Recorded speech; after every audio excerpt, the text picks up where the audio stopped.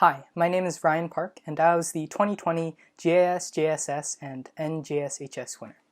So first, what is my project? Well, my project is called XNet, and essentially it's a novel deep learning method to better detect luggage-based threats in airport security. The TSA, America's Transportation Security Administration, has proven very ineffective in detecting objects like guns and knives in passenger luggage via the process of X-ray baggage analysis.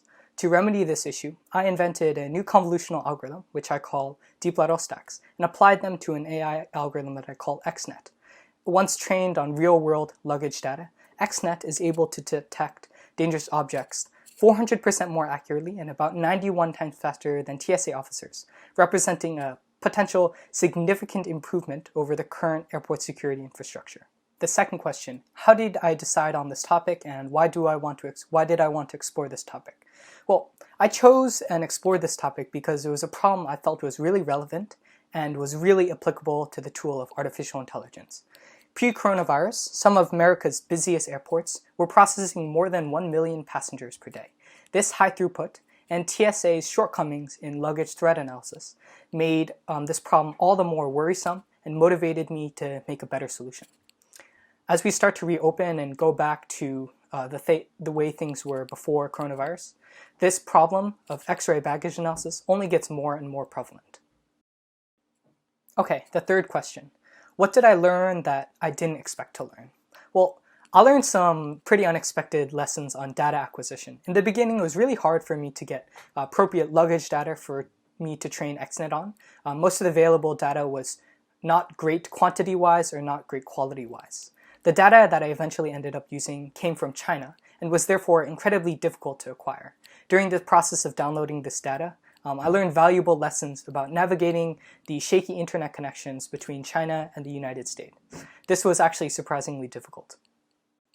What was the hardest part of my project? Well, the hardest part for me was training XNet using the data I acquired from China.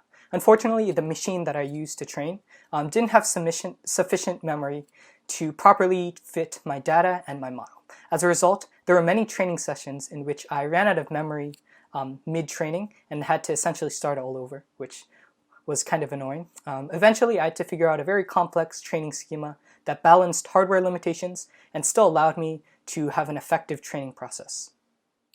What would I have done differently about this project?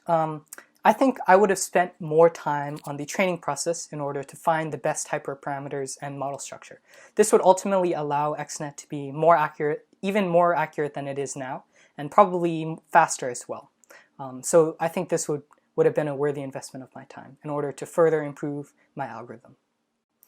What are my career plans? Well, I would love to go into something with artificial intelligence research or the application of AI to industry. I think right now there is a multitude of really powerful AI algorithms, but we have yet to realize their potential in industries like medicine, bioinformatics, robotic technology, and even more. I think I would really like to be at the frontier of applying AI to these real-world scenarios in order to make an impact on the community around me. So whatever I end up doing with my career, I would love it to be centered around AI. So I think that concludes the interview questions. Before I go, I'd just like to say thank you to Dr. Rada and all of the staff at OCC and JSGSS who made last year and this year's competition possible. I know that it must have been very difficult given the virtual circumstances, but thank you for providing such an amazing research opportunity for young researchers like myself. Thank you.